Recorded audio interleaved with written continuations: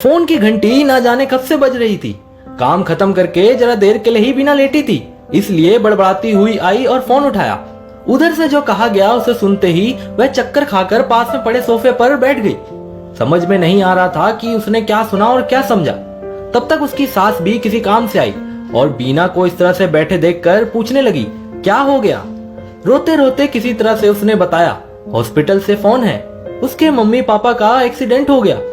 सासू माँ ने जल्दी से अपने बेटे नितिन को फोन लगाया। उसके आते ही तीनों हॉस्पिटल के लिए निकल पड़े। हॉस्पिटल पहुंचकर मालूम हुआ कि मम्मी पापा दोनों ही एक्सीडेंट स्थल पर ही नहीं रहे थे।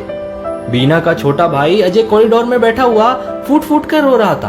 बहन को देखते ही दौड़कर उसके गले से लिपट गया। अपने 25 साल के मंदबुद्धि भाई को गले से लगाकर बीना भी बिलख कर रोने लगी। इसके बाद तो सभी कुछ नितिन ने संभाला। बीना के माता पिता उसी शहर में छोटे बेटे अजय के साथ रहते थे। बड़ा भाई विजय अपनी पत्नी के साथ बेंगलुरु में रहता था। दोनों कहीं जॉब करते थे। विजय के आने के बाद अंतिम संस्कार हुआ और जल्द ही अन्य संस्कार करके हवन कर दिया गया। विजय और उसकी पत्नी दोनों को ही अपने काम पर जल्दी पहुंचना था। अजय मंदबुद्धि था और माता पिता को एक साथ गुजरते देखकर सहम कर रह गया था। अब उसे अपनी बीना दीदी माँ जैसी लग रही थी। अपनी भाभी से तो वैसे ही वह कुछ डरता था। जब विजय ने उससे अपने साथ बेंगलुरु चलने के लिए कहा तब वह रोक करके बीना से कहने लगा, दीदी मैं आपके साथ ही रहना चाहता हूँ। भाई के प्यार में ससुराल में किसी से पूछे बिना बीना ने इस बात की सहमति दे दी।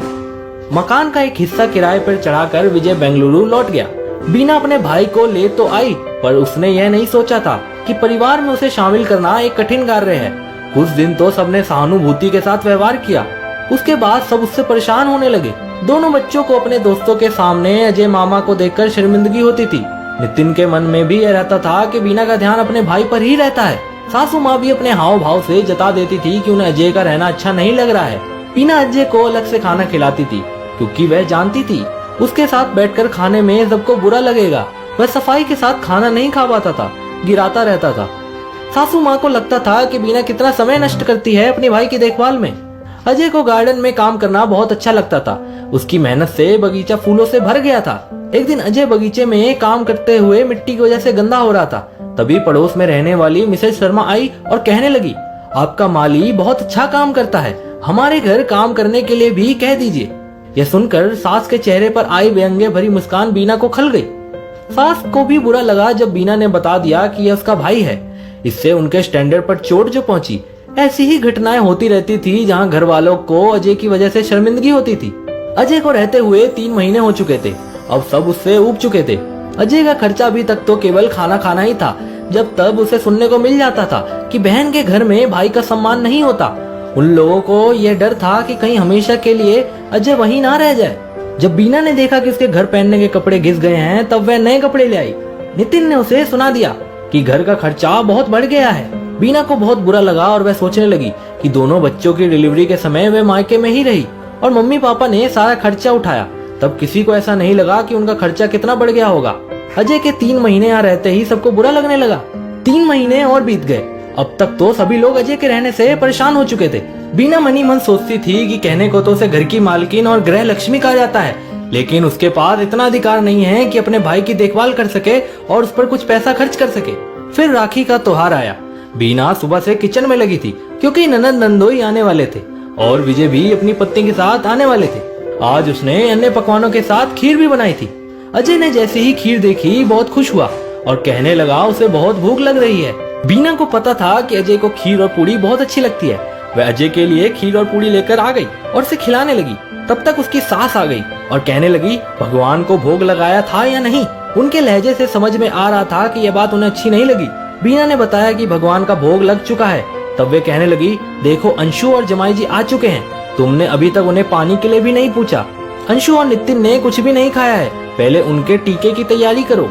बीना ने मनी मन सोचा, अपने बच्चों की भूख की परवाह है पर मेरे भाई की नहीं। खैर सभी लोग आंगन में बने चौक के चारों तरफ पड़ी कुर्सियों पर बैठ गए। सबसे पहले बीना की बेटी ने अपने भाई के तिलक लगाकर राखी बांधी। इसके बाद अंशु ने नितिन को राखी बांधी। हंसी मजाक के साथ राखी बांधी जा रही थी और उपहार दिए जा रहे थे, मिठाई खाई जा रही थी। अब तक विजय भी अपनी पत्नी के साथ आ गए थे। अजय के साथ तो चाहे जैसा व्यवहार कर लिया जाए पर विजय को सम्मान देना ही पड़ता था क्योंकि दोनों पति पत्नी अच्छा कमा रहे थे। आज के समय में पैसे का ही सम्मान है। दोनों भाइयों को एक साथ बिठाकर बीना ने तिलक लगाकर राखी बांधी। विजय ने अपनी जेब से निकालकर नोटों की एक मोटी गड्डी बहन की तरफ बढ़ाई। उसे लेकर दोबारा विजय की जेब में डालते हुए बीना कहने लगी, भैया मुझे रुपए नहीं चाहिए, मैं जो चाहती हूँ मुझे दे दीजिए। विजय ने कहा, हाँ बताओ तुम्हें क्या चाहिए। भाई के गले से लगकर रोती हुई बीना बोली, अजय को अपने साथ ले जाइए। विजय ने कहा, ठीक है, वह तो वैसे ही मेरी जिम्मेदारी है, मैं ले जाऊंगा। वह तुम्हारे पास रहना चाहता था इसलिए यहाँ छोड़ दिया था। बीना कहने लगी, बस इतना ही चाहिए था भैया, इसे यहाँ रखने की मेरी हैसियत नहीं है। सबके सामने ऐसा अपमान देखकर नितिन नाराज होकर बोला, यह क्या कह रही हो। बीना बोली, मैं आपकी हैसियत की बात नहीं कर रही, मैं अपनी हैसियत की बात कर रही हूँ। मैं एक साधारण गृहिणी हूँ जिसके कर्तव्य होते हैं लेकिन अधिकार नहीं होते। मायके वालों से खर्च कराना मुझ जैसी महिलाओं का हक होता है, लेकिन मायके में कोई चाहे कितना भी मजबूर हो उस पर खर्च नहीं कर सकती। मुझे यह बात नहीं पता थी इसलिए अजय को यहाँ रख लिया था, पर अब समझ में आ गया है कि मैं गलत थी। सबके सामने सुनकर नितिन और उसकी माँ बहुत शर्मिंदा हुए। बच्चे भी सहमे से खड़े थे क्योंकि उन्होंने भी अजय मामा का कई बार अपमान किया था। इसके बाद अजय का माथा चूमती हुई बीना बोली, मेरा राजा भैया अपने घर जाएगा ना। अजय मंदबुद्धि था पर दीदी को रोते देखकर समझ गया कि उसका जाना ही सही होगा। रोते रोते बोला, हाँ दीदी तुम चुप हो जाओ, मैं चला जाऊंगा। विजय ने अपने दोनों भाई बहनों को गले से लगा लिया और कहने लगा, पापा मम्मी नहीं है तो क्या, मैं तो हूँ। तुम दोनों को किसी बात की चिंता करने की जरूरत नहीं है। नोटों की गड्डी बीना की सास के हाथ में देते हुए विजय बोला, आप रखिए, यह तो नहीं ले रही है। सास के चेहरे पर शर्मिंदगी थी क्योंकि उन्हें समझ आ गया था कि उन सब ने अजय से दुर्व्यवहार करके बीना के मन को कितनी चोट पहुंचाई है। वह समझ गई कि विजय ने अजय पर खर्च करने के बदले में नोटों की गड्डी पकड़ाई है। कुछ देर बाद विजय और उसकी पत्नी अजय को अपने साथ लेकर चले गए। बीना के चेहरे पर संतोष का भाव था, लेकिन नितिन और उसकी माँ बहुत लज्जित थे। सोच रहे थे कि उनमें इतना भी धैर्य नहीं था कि देख सकते अजय पहले ही मां से बीमार था, ऊपर से माता पिता के जाने का दुख। ऐसे समय में दीदी उसे माँ जैसी लग रही थी, उसके पास रहने से ही खुद को सुरक्षित समझ रहा था। दोनों भाई बहनों को ऐसे समय में भी उन्होंने कितना परेशान किया। अपने इतने हृदयहीन व्यवहार के कारण वे लोग बीना से नजरें नहीं मिला पा रहे थे। दोस्तों, आपकी इस वीडियो के बारे में क्या राय है कमेंट में जरूर बताइएगा और इसी तरह की इंस्पिरेशनल वीडियो देखने के लिए लाइक एवं फॉलो जरूर कीजिएगा। तो मिलते हैं अगली वीडियो में। आपका बहुत बहुत धन्यवाद।